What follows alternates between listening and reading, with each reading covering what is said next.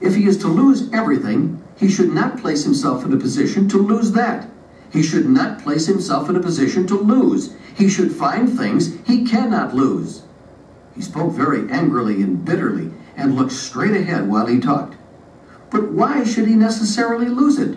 He'll lose it, the Major said. He was looking at the wall. Then he looked down at the machine and jerked his little hand out from between the straps and slapped it hard against his thigh. He'll lose it, he almost shouted. Don't argue with me. Then he called to the attendant who ran the machines. Come and turn this damn thing off. He went back into the other room for the light treatment and massage. Then I heard him ask the doctor if he might use his telephone, and he shut the door. When he came back into the room, I was sitting in another machine. He was wearing his cape and had his cap on, and he came directly toward my machine and put his arm on my shoulder. I am so sorry, he said, and patted me on the shoulder with his good hand. I would not be rude. My wife has just died. You must forgive me. Oh, I said, feeling sick for him. I am so sorry. He stood there biting his lower lip. It is very difficult, he said. I cannot resign myself. He looked straight past me and out through the window. Then he began to cry. I am utterly unable to resign myself, he said, and choked. And then crying, his head up looking at nothing, carrying himself straight and soldierly, with tears on both his cheeks and biting his lips, he walked past the machines and out the door. The doctor told me that the Major's wife, who was very young and whom he had not married until he was definitely invalided out of the war, had died of pneumonia. She had been sick only a few days. No one expected her to die. The Major did not come to the hospital for 3 days. Then he came at the usual hour, wearing a black band on the sleeve of his uniform. When he came back, there were large framed photographs around the wall of all sorts of wounds before and after they had been cured by the machines. In front of the machine the Major used were 3 photographs of hands like his that were completely restored. I do not know where the doctor got them. I always understood we were the first to use the machines. The photographs did not make much difference to the Major because he only looked out the window.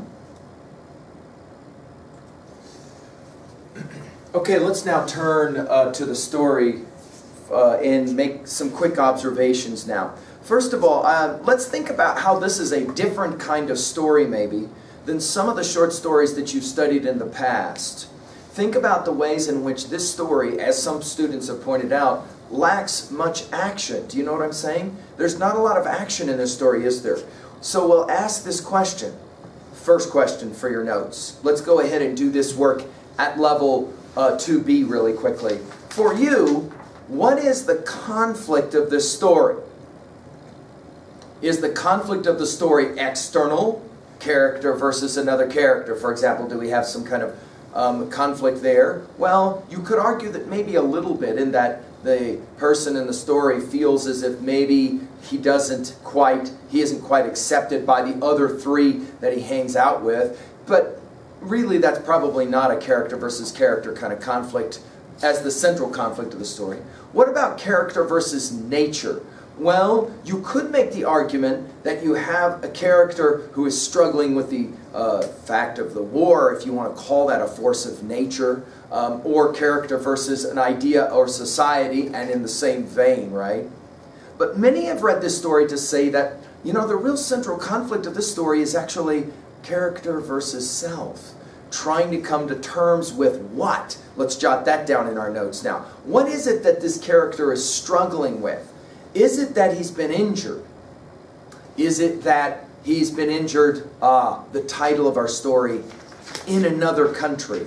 Is it not so much that he's been injured, but rather that he's trying to come to terms with the fact that he is in another country and seeming alienated?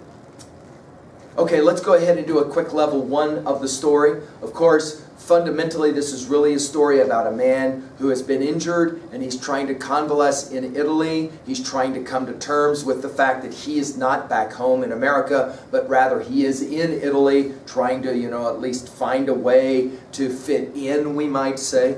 Interestingly as well in this story, let's jot down that you have something having to do with new technologies to help the injured, right?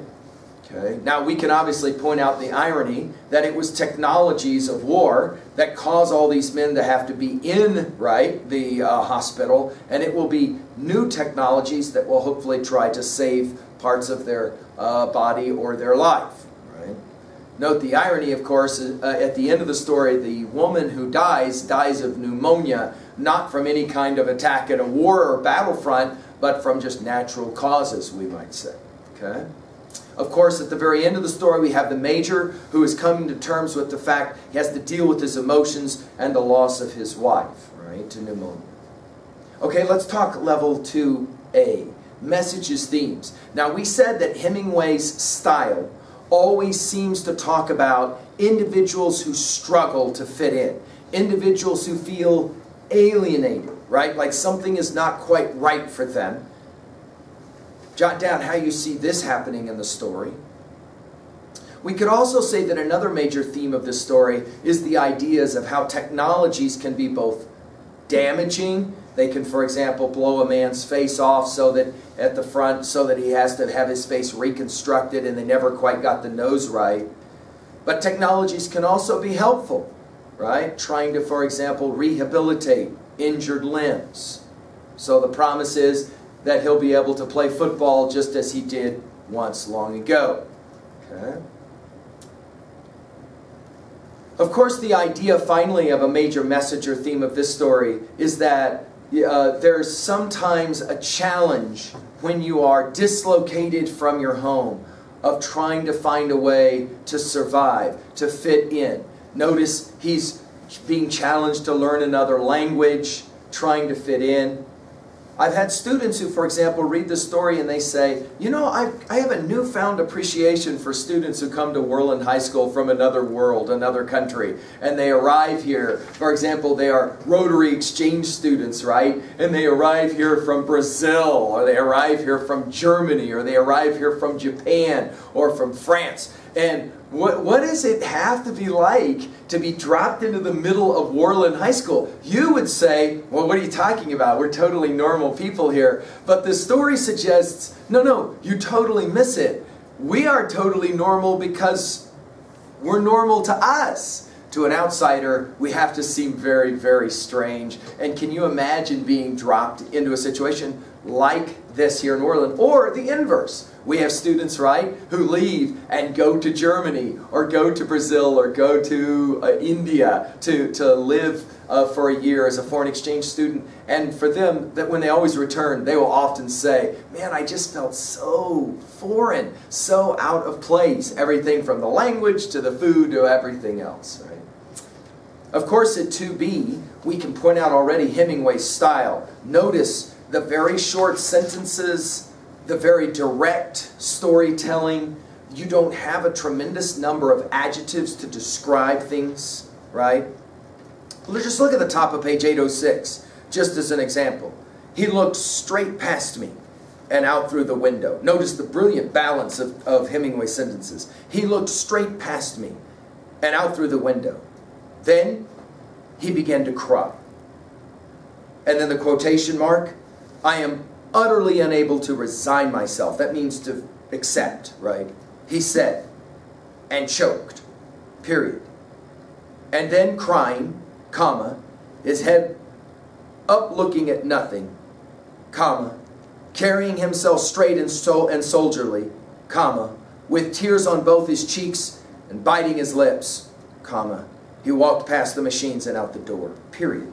Well, there's just one paragraph of this story which really does kind of show Hemingway's laconic, sometimes we call it brief, style. It's very direct and to the point. Now let's put it in our notes that one of the reasons that maybe Hemingway's style is this style is that he worked in journalism and newspaper writing. And so he was very direct. He was taught to be very direct in his style. This does suggest, by the way, a compositional suggestion that the next time that you have to write a paper, go through your paper and get rid of all of the adjectives and see what this does to your paper in terms of tightening it up. Then, if you need an adjective, make sure that you answer the question, is it necessary? Hemingway has taught many, many writers this important suggested truth, right, of composition. Okay, let's go to level 3. Of course, this is a story that allows for us to have to ask the question, how do we relate this title to other texts that we know of? Of course, we could suggest texts that bring about in our minds ideas about alienation. We can immediately think about the love song of J. Alfred Prufrock that we've already studied, or The Unknown Citizen, the Auden poem that we've studied. Both of those titles seeming to suggest that some people just never can feel like they quite fit in. They feel alienated. But let's concentrate now maybe on the idea of warfare. What is for you your favorite movie about war?